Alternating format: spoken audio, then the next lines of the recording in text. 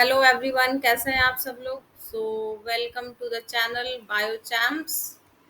सो please मेरे आप सारे अगर जो लोग वीडियो देख रहे होंगे कंटिन्यू, बहुत ज़्यादा हेल्पफुल है वीडियोस। और आप लोग कमेंट करके बताइए कि मुझे और कौन से टॉपिक पे बनाना चाहिए नोट्स, ठीक है। तो मैं अभी एनिमल फिजियोलॉजी और इम्यूनोलॉजी दोनों कवर कर रही हूँ। सो इन साइमल्टेनियसली दोनों चल रहा है हमारा यूनिट, एनिमल फिजियोलॉजी और आपका सेल सिग्नलिंग का, कम्युनिकेशन एंड सिग्नलिंग का जो इम्यूनोलॉजी पार्ट। ओके। मैं बहुत ही ज़्यादा बेसिक से बता रही हूँ। आप लोग जो एक एक वीडियो मेरे सारे देखेंगे उनका ये यूनिट बिल्कुल अच्छे से कवर हो जाएगा। कहीं भी अदर बहुत ज़्यादा भटकना नहीं पड़ेगा आपको नोट्स के लिए और बुक्स के लिए। बाकी आपकी स्टैंडर्ड बुक जो है वो फॉलो कर सकते हैं, पर ये नोट्स आपके लिए बहुत ज़्यादा हेल्पफुल है। तो आप देख सकते हैं कि ये स्लाइड जो है, दिस इज अबाउट मी। मैं पहले अनअकैडमी पे प्लस एजुकेटर थी। Currently I am PhD scholar at CSIR CDRI। So let's come to the topic. आज मैं आप लोगों को जो है वो एड्रिनल ग्लैंड पढ़ाऊंगी। तो हम एनिमल फिजियोलॉजी का कंटिन्यू करेंगे आज क्लास। तो सबसे पहले हम देखेंगे व्हाट इज एड्रिनल ग्लैंड, ठीक है। The adrenal glands are glandular endocrine tissue, ठीक है। तो ये न्यूरो एंडोक्राइन टिश्यू इसलिए है क्योंकि आपको मैंने पहले की क्लास में बताया है कि HPA एक्सिस जो है, बताया है आपको। इस क्या है इसका मतलब, hypothalamus pituitary adrenal gland axis. Okay, जो ये रेगुलेट होता है पूरा आपका, हाइपोथैलेमस से रेगुलेट होता है एड्रिनल ग्लैंड तक, जो हमारे हार्मोन की, बहुत ही इंपॉर्टेंट हार्मोन्स की सिंथेसिस होती है। हाइपोथैलेमस जो है वो पिट्यूटरी को इंड्यूस करेगा और पिट्यूटरी का हार्मोन जो है वो एड्रिनल ग्लैंड को करेंगे regulate. Okay. So neuro endocrine tissue adhering to the top of both the kidneys. तो आपके जो भी आपका किडनी है, we all have both two kidney, ठीक है। तो दोनों किडनी के ऊपर जो है टॉप पे आपका इस तरीके से एड्रिनल ग्लैंड प्रेजेंट होता है, ठीक है। हमारे पास टू किडनी है तो एड्रिनल ग्लैंड भी कितने हो गए, टू हो गए। Each adrenal gland is composed of two endocrine components. तो टू एंडोक्राइन कंपोनेंट्स में आपके क्या क्या हो जाएंगे, कॉर्टेक्स और मेड्यूला। मतलब कि आपका जो ये एड्रिनल ग्लैंड है उसका एक जो आउटर लेयर को हम कॉर्टेक्स कह रहे हैं और इनर लेयर को हम मेडुला कहते हैं, ठीक है।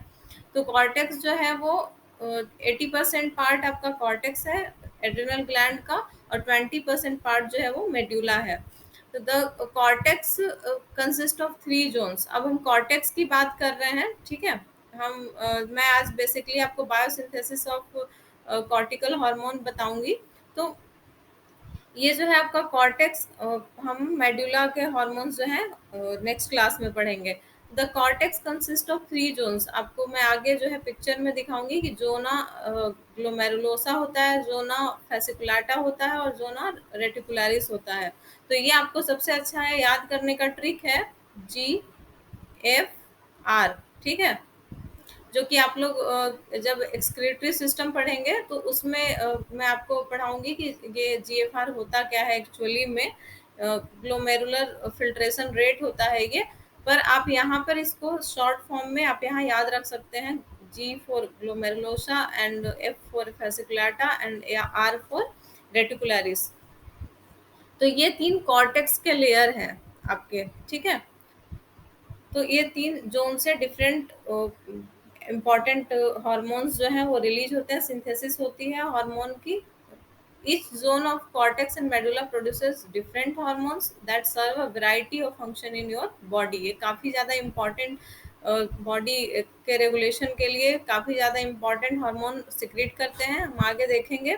ये सब आपके हर एग्जाम में पूछा जाता है। आप बिल्कुल कॉन्सेंट्रेट होके और एक एक पॉइंट आप समझिएगा, एक भी एक्स्ट्रा पॉइंट नहीं है इस नोट्स में, हर एक लाइन बहुत इंपॉर्टेंट है।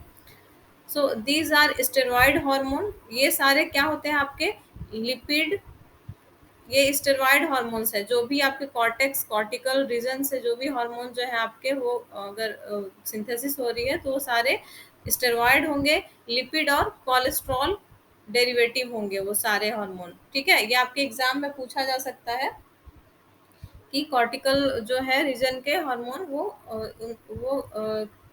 किस बेस्ड होते हैं, कहाँ उनका डेरिवेटिव किस टाइप का, किस नेचर के होते हैं, उनके डेरिवेटिव्स कौन से होते हैं, तो आप यहाँ से याद कर सकते हैं। And the synthesized on demand, जब भी हमें हमें नीड होती है तभी ये हार्मोन की सिंथेसिस होती है। ऐसा नहीं कि पहले से हमारे बॉडी में स्टोर्ड है ये हार्मोन, ऐसा नहीं होता है। जब हमें नीड होगी तब जो है हाइपोथैलेमस और पिट्यूटरी से हमें इंडक्शन और रेगुलेशन होगा, फिर एड्रिनल ग्लैंड जो है उन हार्मोन्स की सिंथेसिस होगी through the adrenal gland. Only the cells of glomerulosa are able to divide. So हम एक्चुअली है क्या कि आपका जो ग्लोमेरुलोसा जो अपर पार्ट है वो ही सिर्फ डिवाइड होता है, और ये जो है फेसिकुलाटा और रेटिकुलरिस के लिए सेल्स बनाता है। मतलब कि फेसिकुलाटा और रेटिकुलरिस रीजन जो है वो खुद डिवाइड नहीं होते हैं, वो ग्लोमेरुलोसा का डिवीजन से ही फेसिकुलाटा और रेटिकुलरिस के सेल्स बनते हैं। ठीक है, तो यहाँ पे आप पिक्चर में देखिए, थोड़ा आपको क्लियर हो जाएगा ज़्यादा। तो ये देखिए आपका किडनी है, और किडनी के ऊपर ये प्रेजेंट है आपका एड्रिनल ग्लैंड। ठीक है, अब इसका फर्दर आपको जो है यहाँ पे दिखाया गया है इनर पार्ट। तो इनर पार्ट में आप देख सकते हैं कि बाहरी सबसे लेयर जो है वो कैप्सूल है, और उसके बाद आपके 3 ये लेयर्स हैं कॉर्टेक्स के, GFR, glomerulosa, zona fasciculata and zona reticularis, और ये इनर पार्ट आपका मेडुला है। ठीक है, तो फिर फर्दर यहाँ पे जो है आपका ये दिखाया गया है कि जोना ग्लोमेरुलोसा के सेल्स कौन से हैं, कैप्सूल रीजन है, जोना फैसिकुलाटा है, या जोना रेटिकुलरिस है, बाकी इधर जो है मेडुला पार्ट है। तो यहाँ पे आप देखिए हार्मोन्स कौन कौन से रिलीज होते हैं। जो जोना ग्लोमेरुलोसा के सेल्स होते हैं वो स्पेशलाइज्ड होते हैं मिनरलोकॉर्टिकॉइड रिलीज करते हैं। तो आपको मिनरलोकॉर्टिकॉइड नाम से ही आपको समझ आ रहा होगा कि ये हमारी बॉडी में जो है वो मिनरल्स के को बैलेंस करते हैं, रेगुलेट करते हैं, लाइक वाटर और इलेक्ट्रोलाइट्स बैलेंस में जो है ये मिनरलोकॉर्टिकॉइड काम करता है। और मेन जो सबसे इम्पोर्टेंट हार्मोन है इसका, जो हमारे सोडियम आयन को, वाटर को जो है बैलेंस करता है, रेगुलेट करता है बॉडी में, वो है एल्डोस्टेरॉन। ठीक है, मिनरलोकॉर्टिकॉइड जो है आपका एल्डोस्टेरॉन है, ये आपको याद रखना है। फिर आपका जो है जोना फैसिकुलाटा रीजन है, उसमें आपका ग्लूकोकॉर्टिकॉइड जो है वो रिलीज हो रहा है। तो ग्लूकोकॉर्टिकॉइड रिलीज हो रहा है जो आपका फैसिकुलाटा रीजन से। ये भी बहुत ज़्यादा इम्पॉर्टेंट हार्मोन है, जो हमारे बॉडी में बहुत डिफरेंट टाइप्स और variety of functions, many functions regulate होते हैं, like protein metabolism, fat metabolism, glucose metabolism, बहुत सारे जो है मेटाबॉलिज्म में इसका बहुत इंपॉर्टेंट रोल है। न्यूरो इन्फ्लामेशन में भी ये इम्यूनो सप्रेसर है। तो हम आगे इन हार्मोन्स के बारे में डिटेल में पढ़ेंगे। तो इसका एग्जाम्पल जो है वो आपका क्या है, कॉर्टिसोल है। ठीक है, तो आपको याद रखना है ग्लूकोकॉर्टिकॉइड से कॉर्टिसोल, और मिनरलोकॉर्टिकॉइड एल्डोस्टेरॉन। ये जोना रेटिकुलरिस जो है हमारा, वो मेनली जो है सेक्स हार्मोन प्रोड्यूस करता है, मीन्स कि एंड्रोजेंस प्रोड्यूस करता है। जो है आपका DHEA मीन्स कि डाईहाइड्रोक्सी एपिडायोन, ये प्रोड्यूस करता है, जो कि आपका डेरिवेटिव होता है एंड्रोजेन का। ठीक है, तो ये जो है आपका बाकी ये मेडुला का पार्ट है, जो कि सिंपैथेटिक नर्व से रेगुलेट होता है ये पार्ट। ये आपका यहाँ इसमें रेगुलेशन इसकी जो है मेडुला पोर्शन की यहाँ पिट्यूटरी से नहीं होती है। ठीक है, तो ये हम आगे पढ़ेंगे। यहाँ पे नॉर एड्रिनलिन, और एड्रिनलिन मतलब एपिनेफ्रिन, और नॉर एपिनेफ्रिन, डोपामिन, ये सारे फॉर्म होते हैं मेडुला से। तो ये cells of zona glomerulosa stimulated by angiotensin 2 and potassium ion. ठीक है, तो ये कैसे यहाँ स्टिमुलेशन होता है, जोना ग्लोमेरुलोसा जो आपका फर्स्ट जो है वो मिनरलोकॉर्टिकॉइड, वो एंजियोटेंसिन 2 इंड्यूस करता है एंड पोटेशियम आयन इंड्यूस करता है। ये हम ब्रास सिस्टम पढ़ेंगे नेक्स्ट क्लास में, तब हम डिटेल में पढ़ेंगे इसके बारे में, एंजियोटेंसिन 2 के बारे में, कैसे फॉर्मेशन होती है, पाथवे के बारे में। Zona fasciculata and zona reticularis stimulated by ACTH। तो ACTH आपको याद होगा, जिनको नहीं पता होगा और जाके मेरी प्रीवियस क्लासेस देखें कि आपको मैंने ACTH डिटेल में बताया है कि ये पिट्यूटरी से सिक्रीट होता है और एड्रिनल ग्लैंड पे जाके ये एक्ट करता है। और अब हम बायोसिंथेसिस की बात करेंगे। नेक्स्ट स्लाइड में हम बायोसिंथेसिस ऑफ दीज हार्मोन्स पढ़ेंगे, कॉर्टिकल हार्मोन जो है उनके बायोसिंथेसिस। तो बायोसिंथेसिस जो होती है, एक्चुअली आप लोग डरिएगा मत, नेक्स्ट स्लाइड देख के, बहुत ही इजी है याद करना और मैं आपको अच्छे से समझा दूंगी। तो आप एक दो बार जो है अपना प्रैक्टिस कर लीजिएगा बुक कॉपी पे, नोट्स पे, तो सारा क्लियर हो जाएगा। तो जो हम बायोसिंथेसिस पढ़ेंगे, जैसे कोलेस्ट्रॉल डेरिवेटिव है ये हार्मोन्स कॉर्टेक्स के, तो वो जो है उसका फर्स्ट स्टेप जो होगा वो आपका जो है वो माइटोकॉन्ड्रिया में होगा, ये याद रखिएगा। और जो सबसे लास्ट स्टेप होगा, लाइक एल्डोस्टेरॉन अगर बनता है तो सबसे लास्ट स्टेप भी माइटोकॉन्ड्रिया में होगा, ठीक है। और बाकी के कहाँ स्टेप्स होंगे, बाकी के सारे जो हैं स्टेप्स जो होंगे वो SCR में, स्मूथ एंडोप्लाज्मिक रेटिकुलम में ये होंगे, ठीक है। तो ये है डायग्राम, आपको देख के डरना नहीं है, बिल्कुल कॉम्प्लेक्स नहीं है, बहुत इजी है। ये मैंने बहुत मेहनत से बनाया है आप लोगों के लिए। तो ये जो है एड्रीनोकॉर्टिकल हार्मोन्स बायोसिंथेसिस। तो आप सबसे पहले यहाँ देखिए इजी तरीके से कि मैंने किसकी बात किया है, मिनरलोकॉर्टिकॉइड की बात किया है, और ग्लूकोकॉर्टिकॉइड एंड सेक्स स्टेरॉइड, ये तीनों की बात किया है। जो कि ये आपका ग्लोमेरुलोसा से रिलीज होता है, ये आपका ग्लोमेरुलोसा से रिलीज होता है, ये आपका जोना फैसिकुलाटा से रिलीज होता है, और ये रेटिकुलरिस से रिलीज होता है, ठीक है। तो इन तीनों की सिंथेसिस कैसे हो रही है वो हम देखेंगे। ये कॉर्टिकल कॉर्टिकल हार्मोन की हम बात कर रहे हैं। तो मैंने बताया आपको कि ACTH से जो है रेगुलेट होता है, यहाँ एंजियोटेंसिन 2 से जो है आपका एल्डोस्टेरॉन बन रहा है। तो हमें फाइनल क्या चाहिए, हार्मोन जो बन रहा है वो एंड्रोस्टेंडायोन चाहिए, ठीक है, जो कि आपका और DHEA जो आपका एंड्रोजन प्रिकर्सर है। और आपको क्या चाहिए, कॉर्टिसोल चाहिए और एल्डोस्टेरॉन चाहिए। और हमारा सबसे फर्स्ट स्टेप बहुत इजी तरीके से मैं बता रही हूँ। फर्स्ट स्टेप क्या है, सबसे पहले मैंने आपको बताया था कि लिपिड और कोलेस्ट्रॉल डेरिवेटिव होते हैं। तो कोलेस्ट्रॉल जो है आपका 27 कार्बन का है, और आपका यहाँ कॉर्टिसोल जो है वो 21 कार्बन का है, यहाँ आप देख सकते हैं। और एल्डोस्टेरॉन भी जो है आपका वो 21 कार्बन का है। और ये आपका सेक्स स्टेरॉइड्स जो हैं वो है आपके 19 कार्बन के, ठीक है। आप बहुत ध्यान से देखिएगा इसको। तो यहाँ पे आपका 27 कार्बन, और हमें यहाँ चाहिए 21 कार्बन, यहाँ चाहिए हमें 21, एंड दिस यहाँ पे चाहिए हमें 19 कार्बन। तो ये जो कोलेस्ट्रॉल है, यहाँ पे एक एंजाइम काम करेगा आपका डेस्मोलेज। डेस्मोलेज क्या है, यहाँ पे इट क्लीव्स साइड चेन। तो ये साइड चेन को क्लीव कर देगा 27 से, यहाँ पे प्रेग्नेनोलॉन जो बनाएगा वो 21 कार्बन का हो जाएगा, ठीक है। तो ये आपको सबसे पहला याद रखना है कि कोलेस्ट्रॉल, उसके बाद प्रेग्नेनोलॉन, देन प्रोजेस्टेरॉन, ठीक है।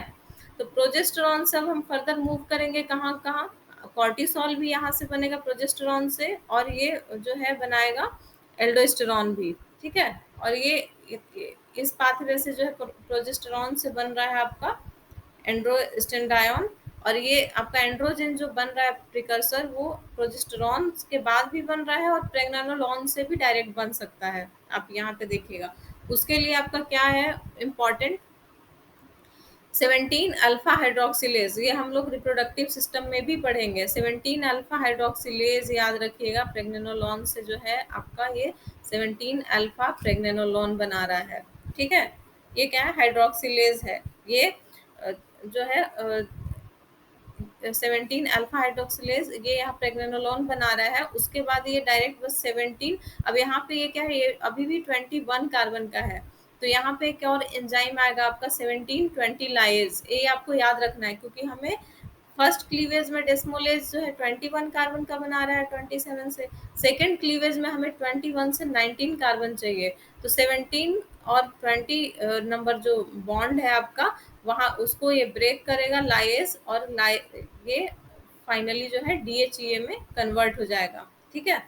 ये बहुत ही आसान तरीका है। फिर यहाँ से फाइनली 3 बीटा जो HSD है, हाइड्रोक्सी स्टेरॉइड डिहाइड्रोजिनेज इसका फुल फॉर्म है, ये यहाँ पे वर्क करेगा, और यहाँ पे रेगुलेट करके इसको, इस स्टेप को कैटलाइज करके एंड्रोस्टेंडायोन फर्दर बना देगा। तो ये आपका हो गया क्लियर, ये पर्सन, ठीक है। अब यहाँ पे एक और क्या है आपका, जब प्रोजेस्टेरॉन से हम यहाँ कहाँ बढ़ेंगे फर्दर, अब कॉर्टिकोस्टेरॉन में जाएंगे हम। कॉर्टिकोस्टेरॉन से ही आपको समझ में आ जाएगा कि हमें एल्डोस्टेरॉन चाहिए यहाँ पर। तो आप अभी समझिए, लास्ट में मैं इंपॉर्टेंट पॉइंट्स जो है वो आपको रिकॉल करा दूंगी। तो यहाँ प्रोजेस्टेरॉन से बन रहा है हमारा 11 डिऑक्सी कॉर्टिकोस्टेरॉन। फर्दर ये कैटेलाइज हो रहा है आपका सारा स्टेप इसका 11 बीटा हाइड्रोक्सिलेज से हो रहा है कैटेलाइज। ये आपको याद रखना है एल्डोस्टेरॉन बनाने के लिए 11 बीटा हाइड्रोक्सिलेज, ठीक है। ये बहुत इंपॉर्टेंट है एल्डोस्टेरॉन के लिए। इसे हम एल्डोस्टेरॉन सिंथेज भी कहते हैं, 11 बीटा हाइड्रोक्सिलेज को। तो यहाँ से क्या बन रहा है आपका, कॉर्टिकोस्टेरॉन बन गया, देन 18 डिऑक्सी कॉर्टिकोस्टेरॉन बन गया, उसके बाद फाइनल आपके पास एल्डोस्टेरॉन आ गया। ये कहाँ आपका एंजियोटेंसिन 2 से रेगुलेट हो रहा है।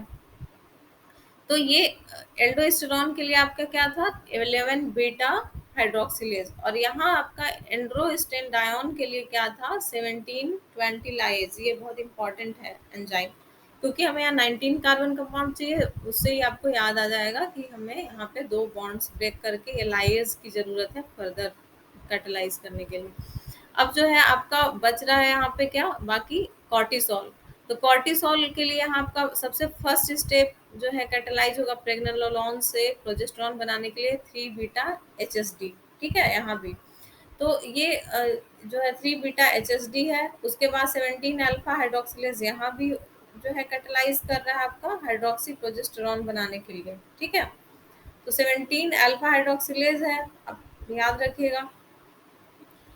यहाँ से भी जो है अगर हमें एंड्रोस्टेंडायन चाहिए तो यहाँ पे 17 20 लायर्स को फिर से काम करना पड़ेगा, तो हमें यहाँ ये अचीव हो जाएगा। ये इंपॉर्टेंट एंजाइम है, सिर्फ और सिर्फ स्पेसिफिक है ये आपके एंड्रोजन की सिंथेसिस के लिए। इसलिए मैं कह रही हूँ कि इसको याद रखना बहुत आसान है कि आप एंड्रोजन सिंथेसिस के लिए 17 20 लाइज आप स्पेसिफिक एंजाइम याद रख लीजिए, और आप एल्डोस्टेरॉन के लिए 11 बीटा हाइड्रोक्सिलेज याद रख लीजिए। ये दो इम्पॉर्टेंट है।